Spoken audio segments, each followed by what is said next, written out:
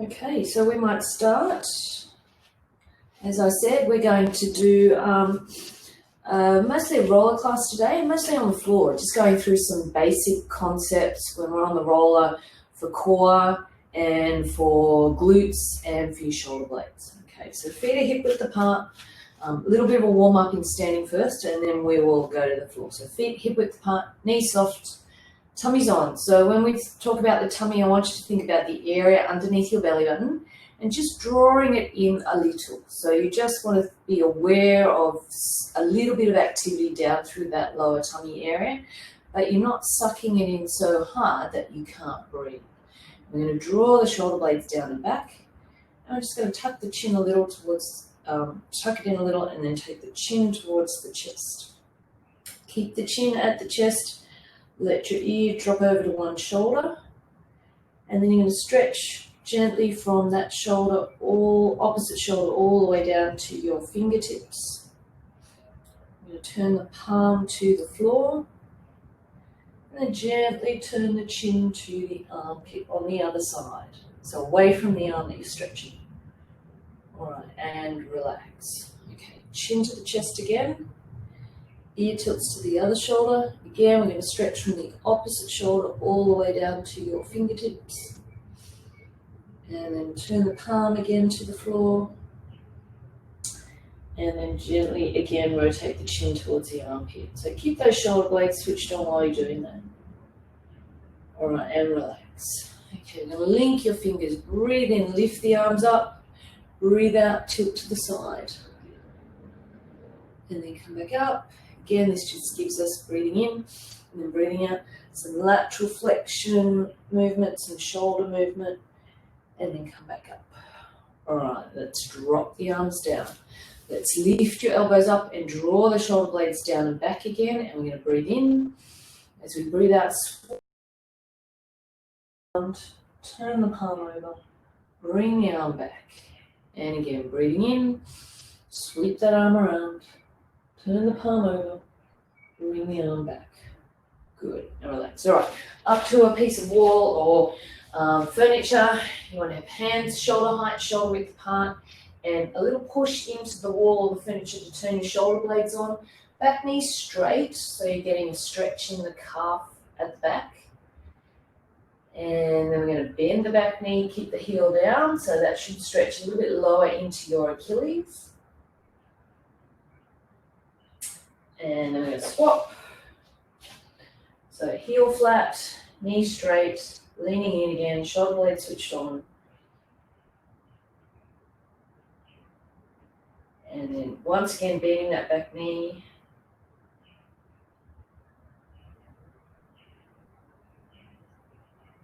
Okay, and relax. All right, quad stretch. Good for obviously stretching the front of the thigh, but also getting a little bit of glute activation. So if you need to hang on to the wall or a piece of furniture, slight bend in your knee, put some weight into your heel, so you're trying to get a little bit of glute activation on that standing leg. All right, and then swap it over. Good, so quad stretch, glute on the opposite side, working to keep you stable. All right, and relax. Okay, so let's grab your roller. Okay, I'm going to pop it on the floor. I'm just going to fix up my screen so there's more of me in your picture. That's it. All right. And now one of the simplest things to guide you through is just hopping onto your roller. I normally get people to sit on the end, okay, and then carefully just lower themselves down. You can actually, if you want to test how your tummy is functioning or how strong your tummy muscles are, you can have your legs out a little bit wider and a little bit further away from the roller than you normally would, and you can slowly tilt your pelvis and lower yourself down without using your arms, okay? And that's tummy muscles doing the work. Now, if that's too hard, you just put your arms on the floor, okay? Now, once we're here, we want to think about feet and knees being hip width apart, and then come up and do some pelvic tilts. So always, whenever you hop on a roller, I encourage people to do some pelvic tilts to find their neutral back position. And your neutral back position is where most of your exercises begin from. So you're just squashing your back into the roller, arching it away, and you're stopping somewhere in between. Now, most people have a little bit of a gap between the roller and their lower back. Not everybody, but most people do. And you want to try and maintain that position with most of the exercises that we do. All right, we're going to come up to the arms. Okay, well, first we'll just have a slight tuck in your chin. You don't want to ram your chin down hard. You just want a slight tilt of the chin. And then if we go to your arms, I want you to put them in the air. So we're just going to do a little reach towards the ceiling, and then a bigger squeeze with your shoulder blades around the roller, okay? And a little reach again, because that's easy, and then a big squeeze with the shoulder blades around the roller, okay? Let's do 3 more. Reach, squeeze. Okay, 2 more. Reach and squeeze. All right, last one. Reach, squeeze, back to the center. Okay, we're going to do some single ones now. So you can do a big reach with the right arm, a big squeeze with the right arm, and then come back to the center. Left arm, big reach, big squeeze. Okay, and we're going to do 5 each side. So you're trying to, while you're doing this, have a little think whether one shoulder blade is working as effectively as the other. All right, and you can do that just by feel, by laying on your roller and thinking, oh, that one doesn't move quite so well, or that one's really easy to do, or, oh, I can feel my neck turning on. So that's a little bit of self-assessment, and not everybody has the same range, but you can look back and think, oh, my neck hurts on that side, so maybe that's why I'm not moving quite so well. I'm going to do 1 more each side. Okay, and I'm coming back to just a little bit of shoulder blade activity in those muscles now. So I'm going to take my right arm, I'm going to bring it behind my head. So we're just going to do some range of motion now, and then turn my palm to face the ceiling and sweep it around in a big semicircle parallel to the floor and the roller. When my hand gets to my thigh, I'm going to turn it and bring it back up.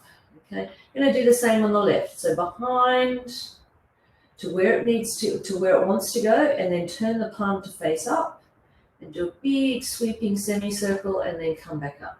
All right, we're going to do 5 of these each side.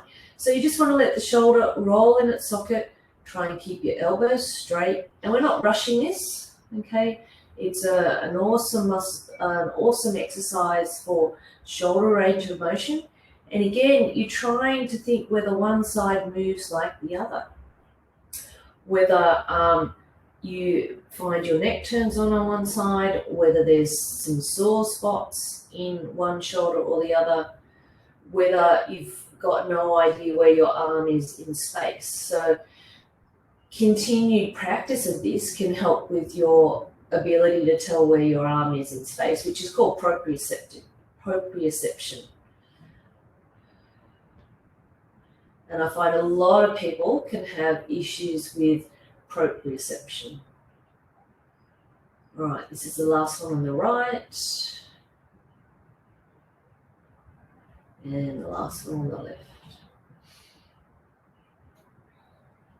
All right, so let's bring your arms back down to the floor. So the way we progress exercises on the roller, or the way I progress exercises on the roller, is the amount of support on the floor.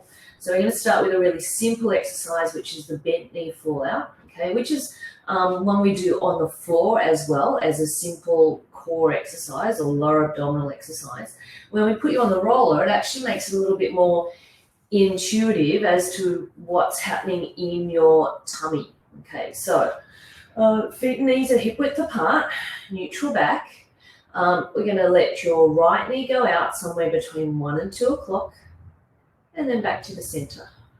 All right, and then the left knee out somewhere between 10 and 11, and back to the center. So just keep going. You don't want to go too fast. You want to think about breathing. So I'm breathing, let me have a think. I'm breathing in as my knee goes out and breathing out as it comes back. But you might be doing it the other way. That's totally fine, okay? I want you just to go to elbow support now. And if you think about it, there might be a little bit more happening in your tummy. You might be aware of it. You may not be. All right. Okay, and then we're going to take the elbows off the floor. So my hands just rest on top of my tummy. And now you're probably feeling a little bit more about what's going on through your tummy. Make sure you're not changing your lower back position, okay? By maintaining that neutral, then you're actually using, without you really having to think about it, your deep muscles. They're helping to stabilize you on the floor, because now you've got only 2 points of contact, and that's your feet on the floor, and you're moving body parts away from the center, so you're creating a little bit of momentum, I guess you could say, as those knees go out. So something has to happen in your trunk to stop you from falling off this unstable surface. So that's how a roller works. It's an unstable surface, and your body is trying to create or give you stability as you're moving body parts around. Okay, let's do a couple more. So this is a really basic lower abdominal exercise. You're not really feeling a lot here. You shouldn't feel that everything here is tight. It should be all relaxed. And that's perfect, because it means your deep muscles are actually doing a bit of work to keep you stable. All right. Let's go back to hands being on the floor. Okay. We're going to go to a single knee lift, and this is a little bit harder. So again, feet and knees are hip width apart. Check that you've got a neutral back position. We're going to bring the right knee up over the right hip and then lower it down. So you want to try and get it in exactly the same spot as when you started, okay? And lift the left one up, okay? And back down. So massively harder compared to your bent knee fallout. But with practice, it gets easier. All right. So keep going, and I want you to think about keeping your back in its neutral position. So you don't want to feel your back lift, you don't want to feel it squash. All right, and again, you're going to feel more in your tummy. Okay, so it's just knee over hip, lower it back on the floor. The critical point is as you swap from one foot to the other. You don't want to feel pulling in your tummy, you don't want to feel pulling in your back, you don't want to feel pulling in your neck. Now I'm going to just elbow support now, which means my tummy will have to work a little bit harder. And I'm thinking about what I'm doing through my upper body. I'm thinking about my feet coming back gently on the floor in front of my hips. What's my lower back doing? Good. Keep going. So this might be where you stop, okay? Because this one is actually much harder than it looks. And you want to keep breathing normally. I look at how people breathe. I look at where their feet go. I look at the smoothness of the transition. Okay, and this is a really nice indication of how well people are activating their core. I make sure that they're not popping their ribs here. Okay, and then I'm going to go to elbows off the floor, and hopefully I don't slide off, but you can see that I'm a little bit wobblier, okay, because this is now only 1 foot in contact with the floor when the knee comes up over the hip. So a lot more work has to happen through the tummy. And I'm keeping my back in neutral position, and I've got a little bit wobbly there. So generally, I find one side often works better than the other. And I'm going to do one more each side. So there's simple progressions, and you find the progression where you can have some control without doing a lot of cheats, as in turn your neck on, squash your back. So this is my level, because I'm finding that my tummy works quite hard there. All right, let's have a rest. So let's stretch our arms and legs in a big staffy stretch. Breathe in, breathe out, and relax. Okay, let's bring the arms and the legs back. So Feet and knees are hip width apart. Okay, I'm going to come up to the arms now. So a nice exercise that I do is, again, it's going to work your core, but we're going to use your arms to work your core. So feet, knees, hip width apart, neutral back, little bit of activity in your shoulder blades. So let's just get you to move your arms out to the side. So kind of a fly, if you like. And simply by taking your arm out to the side, you're making your core muscles work to support you. Now, when we put a weight in your hand, you find that your tummy muscles work magnificently to keep you balanced on the roller. If you've got a weight in your hand, and I might pick up my weights here. If you don't have a weight, that's fine, stay on the roller. You've got a weight at the end of a long lever, and your tummy has to work to keep you from rolling off the roller, okay? So really, really nice exercise. Okay, I'm just going to do one more. I just wanted to demonstrate how we can use the upper body on the roller to get your core to work. Do one more this side, okay? But fabulous way, and a really nice way for people to use shoulder blades and let their neck relax when they're using weights as well. All right, so let's go into the next exercise. We're going to use hands and legs. So left hand in the air over the left shoulder. You're going to put your right forearm on the floor for support, and then you're going to bring your right knee up over your right hip. So you want to just think about your neutral back position, okay? And we're going to stretch that opposite arm, opposite leg away, so parallel to the floor, and then bring them back, okay? And we're going to repeat it. So it's similar to a dead bug, if you think of that abdominal exercise, but we're on a roller.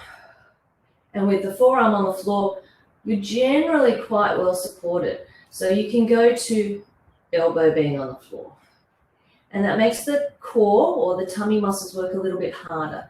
So you're letting your shoulder roll in its socket. The thumb of the hand should be angled, pointing towards the floor, so your palms facing in. That will mean that your shoulder rolls really nicely in the socket. And the knee, we just keep straightening and bending. So the front of your thigh gets really quite uncomfortable as we start to get up to number 10, number 11, and we're going to stop at about 12. So I'm going to do 2 more. And again, you'll need to be aware of your breathing. I'm breathing out as I straighten out and breathing in as I come back. All right, but as long as you're doing, you're breathing in time with your movement, that's fine. Let's go to the other side now. So I'm going to put my left forearm on the floor. I'm going to put my right arm in the air directly over my shoulder, and my palm is facing in towards my body. I'm going to bring my left knee up over my left hip. And again, we're just going to stretch the arm and leg away and come back. So your alignment's important. You don't want your leg to be going off like this at a weird angle, or your arm to be going off at the side. You want to try and keep them aligned with your body. Keep your breathing going. And again, you can go to just elbow support on the floor if you're finding that you're quite stable. Now, there often is a difference one side to the other. One side might feel really quite easy to do, and the other side you may not feel as confident. So I can actually get my elbow totally off the floor, and I can then